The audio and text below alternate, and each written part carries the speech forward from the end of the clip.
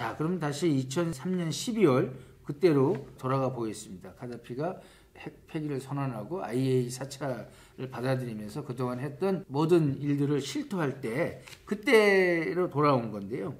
카다피, 이 독재자 카다피의 핵 포기 결단은 의외로 미국에게 엄청난 성과를 안겨줍니다.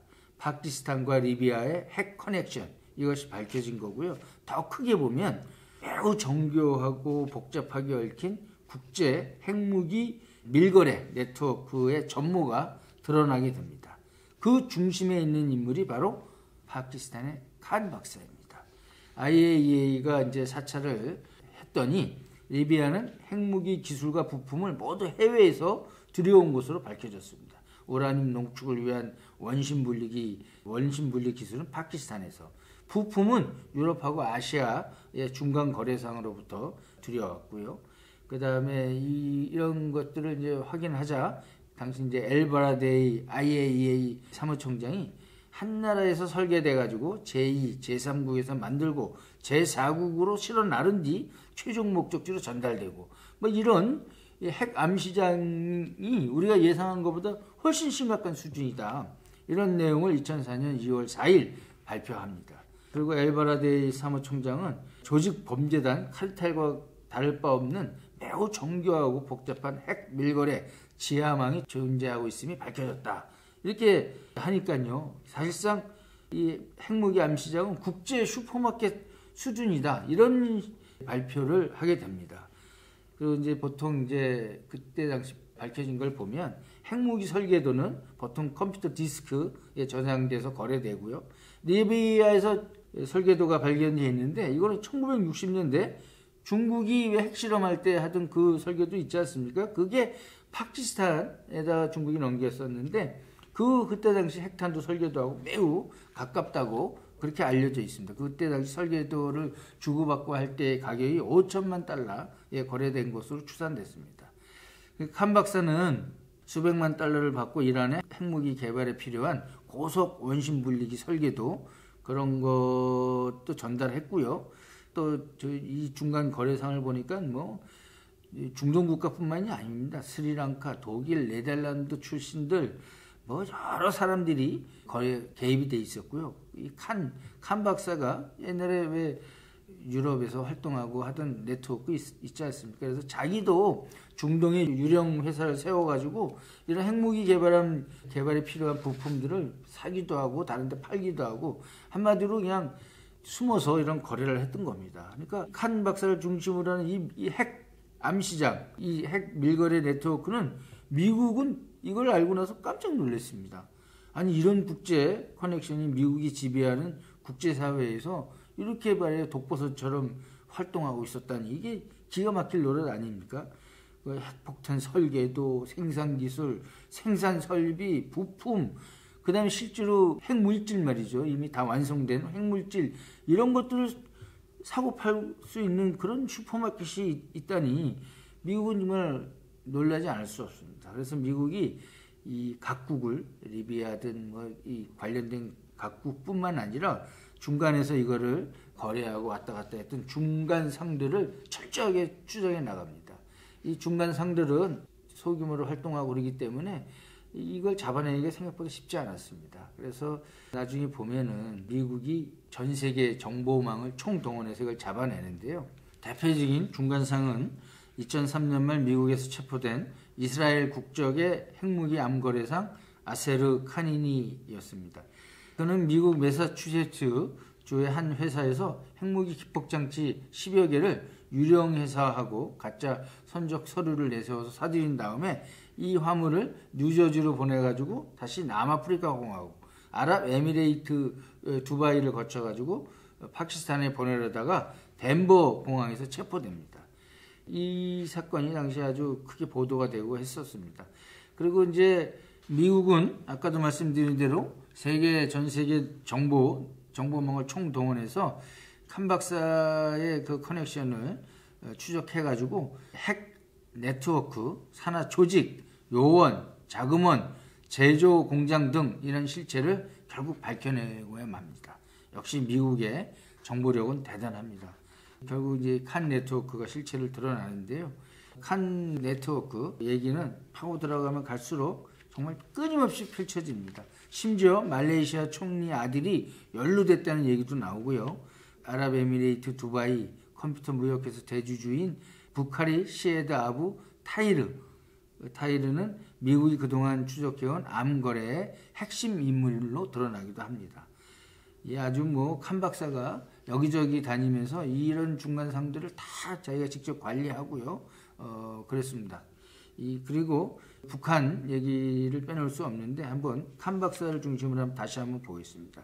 미국이 이런 칸 네트워크의 실체를 파악하게 되자 미국은 어떻게 했을까요? 미국이 가장 무서워했던 것은 역시 알카에다 등 그 중동 지역의 테러리스트들이었는데 만약에 이들이 칸 네트워크와 접촉해서 거래해가지고 핵무기를 손에 갖게 되면 어떤 일이 벌어질까요?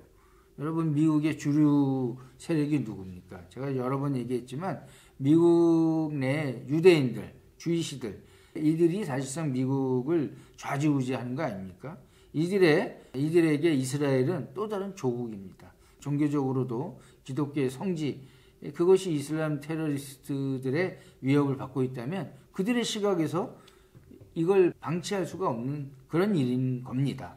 칸 네트워크의 실체를 알게 되자 미국은 테러와의 전쟁을 당시 하고 있었는데 마침 파키스탄이 제가 말씀드린 대로 이 테러와의 전쟁에 적극 참여하고 그런 대가로 파키스탄의 핵 보유를 사실상 묵인하지 않습니까 미국이? 그러니까 이 파키스탄의 무샤라프 대통령을 압박합니다. 칸 박사에 대해서 당신들 다 실체가 다 드러났는데 그만두면 안 되겠다. 그래서 확실히 좀 조사를 해라. 그래서 파키스탄 정부가 칸에 대한 조사를 하게 됩니다. 그 결과 칸 박사가 지금도 논란이 있는 내용이지만 어쨌든 리비아, 이란, 북한에 대한 핵 유출 사실을 시인했다고 합니다. 특히 리비아 사찰 결과 북한이 우라늄 농축 관련 물질을 제공했다. 이런 사실도 드러나고요. 아무튼 이 리비아 화물 적발 사건으로 인해서 이제 칸 네트워크의 실체가 드러나고 아무튼 이 사건이 나중에는 북한하고 직결된 사안이 됩니다. 그 당시가 육자회담에서 북한의 비핵화 문제를 한참 논의할 때 아닙니까? 그래서 육자회담 현장에서도 리비아 얘기를 많이 등장하곤 합니다. 칸 박사를 중심으로 다시 한번 리비아 사건을 살펴보겠습니다. 파키스탄하고 리비아의 연계는 파키스탄이 핵 개발 프로그램을 시작한 1973년 정도로 거슬러 올라갑니다. 리비아는 핵 기술을 취득하는 대가로 파키스탄의 핵 개발을 재정 지원하는 계약을 맺습니다. 그래가지고 리비아가 1978년 리비아 이제 석유 팔고 하니까 돈이 많으니까요. 그래가지고 리비아가 1978년부터 80년까지 파키스탄에 우라늄 광을 공급하기도 합니다. 그래서 특별한 거래는 한동안 없다가 90년대 아까 얘기한 카다피 국가원수가 파키스탄 과학자들에게 1억 달러에 가까운 자금 지원을 한 것으로 알려지고요. 아무튼 아까 얘기한 대로 IAEA 조사 결과 리비아는 1990년대 후반부터 알루미늄 재질의 비교적 간단한 원심 분리기 구입을 파키스탄으로부터 시작했다가 나중에 정교한 원심 분리기 이것도 구입하게 됩니다. 이제 이런 것들은 이제 핵무기를 어떻게든지 한번 만들어 보겠다 이렇게 해가지고 상당히 구축을 한 건데요.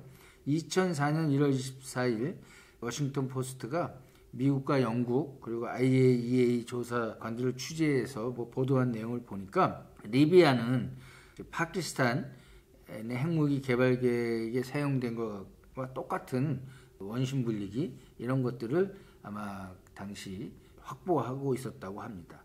미국과 영국의 조사팀이 리비아에서 회수한 핵 관련 문서들은 전부 누구한테 가냐면은 존 볼턴 지금 백악관 안보보좌관 아닙니까? 당시에는 국무부 차관이었습니다. 국무부 비핵 확산 담당 차관이었는데 그쪽에 넘겨져 가지고 존 볼턴이 정밀하게 분석 작업을 하게 됩니다.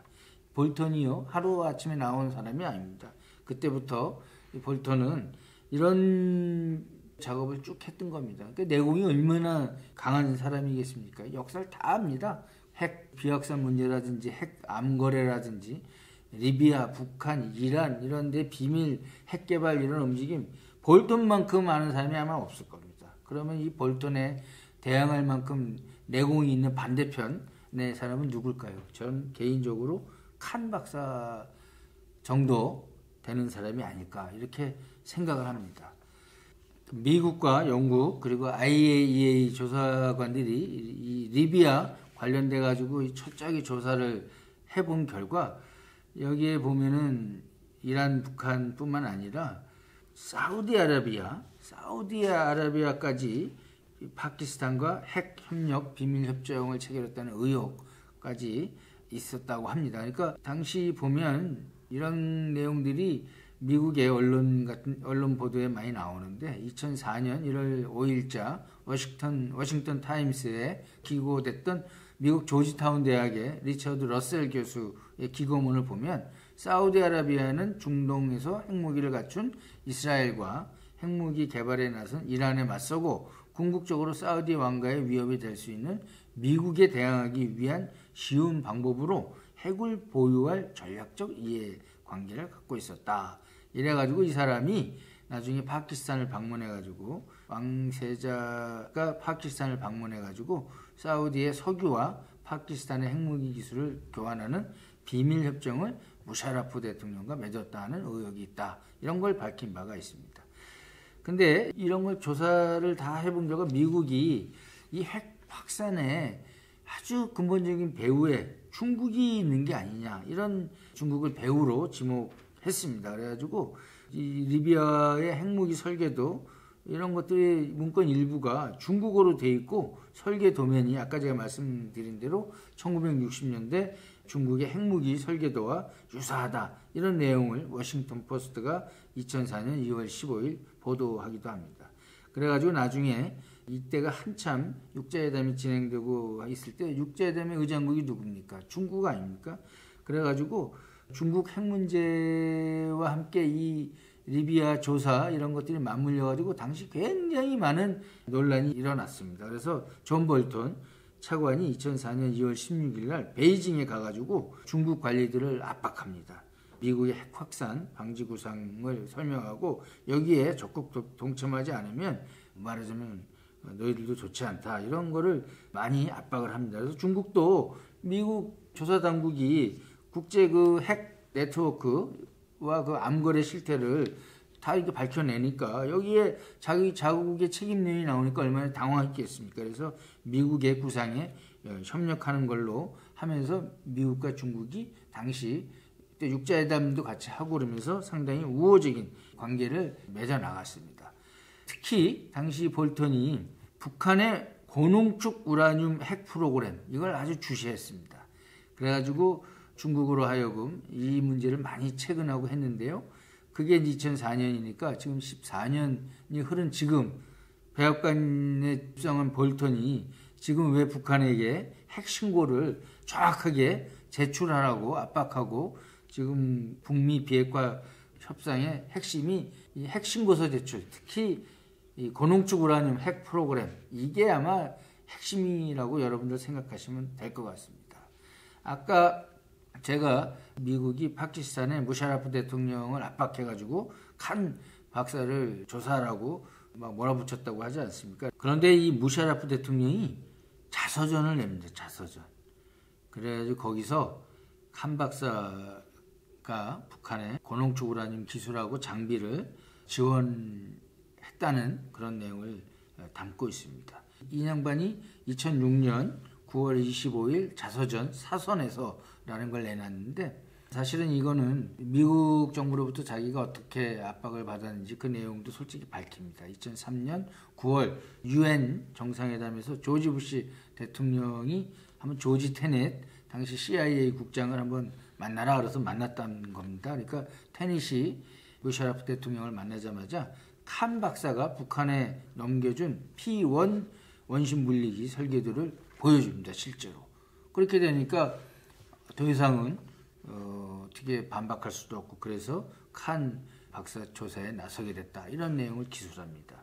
그의 책에 등장한 칸 박사하고 북한의 커넥션 커넥션 내용은 아주 매우 구체적이고 흥미롭습니다. 그래서 1999년부터 북한의 핵 기술자들이 파키스탄을 방문해가지고 핵무기 제조를 위한 우라늄 농축 과정에 필수적인 원심 분리기 이런 기술 지원을 받게 됩니다. 그리고 칸 박사가 북한에 20개 정도의 원심 분리기를 준 내용도 그 자서전에 나옵니다. 1999년, 하필 왜 1999년일까요? 파키스탄이 힘겹게 핵실험에 성공한 게 1998년 아닙니까? 근데 파키스탄은 이제 핵실험에 성공하니까 핵을 실어 나르는 핵 투발 장치, 그 미사일 아닙니까? 당시 북한의 미사일 기술 수준은 굉장히 높았던 겁니다. 그러니까 북한한테 미사일에 대한 지원을 받고 파키스탄은 북한에게 고농축 우라늄을 만드는 어떤 기술을 서로 주고받는 그런 커넥션이 형성이 되는 겁니다. 당시 무샤라프 대통령의 이 자서전 내용 이거에 대해서 칸 박사는 강력히 부인합니다. 칸 박사는 사실상 핵 물리학자라고 그러지만 파키스탄 내에서는 물리학자 이상의 존재감이 있는 사람입니다. 어떻게 보면 파키스탄 국민들이 존경하고 정치권에서 상당한 영향력을 발휘합니다. 사실상 정치인이기도 합니다. 나중에 정당도 만들고요. 선거에도 나서고 그렇습니다. 그래서 무샤라프 정권이 이 칸 박사를 끝내 어떻게 하지는 못했습니다. 그러니까 그 사람의 위상이 워낙 강했으니까 칸 박사는 정말 특이한 그런 인물이라고 하지 않을 수 없습니다.